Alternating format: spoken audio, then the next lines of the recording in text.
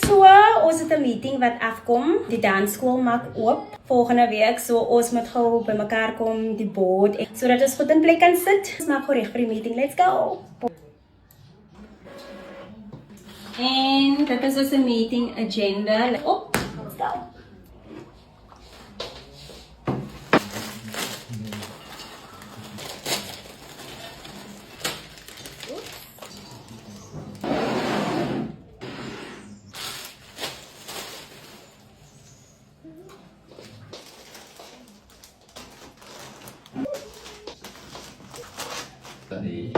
Sekarang lumayan.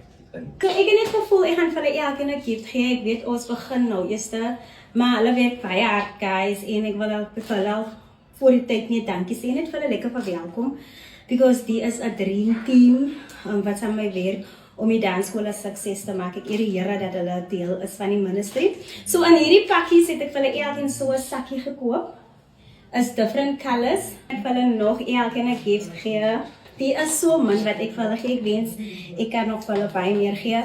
Hulle elkeen 'n piece chocolate, hulle love sweets en cookies. En dan so 'n pragtige koppie.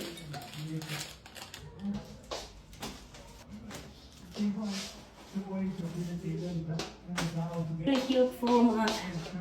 En dit is waar ek gaan sit. So dit is die setting van die tafel. My tafel is baie klein of is net te veel goed op, but either way, ek hoop hulle gaan hou van alles. But overall, hoop ek dat die meeting sal suksesvol wees, dat dit sal vroedvol wees, dat alles wat ons hier gaan bespreek en gaan beplan vir die helfte van die jaar, dat dit alles deel sal wees van die Here se wil en van sy plan. En weer eens, dit is 'n dream team met wie ek werk vir die dansskool om die dansskool suksesvol te maak. En ja, alles wat ons doen is vir die Here. Give that stuff, Caleb. It's not yours.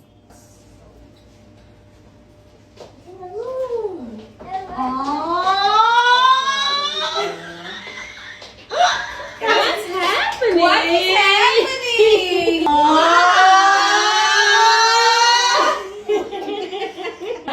Monty.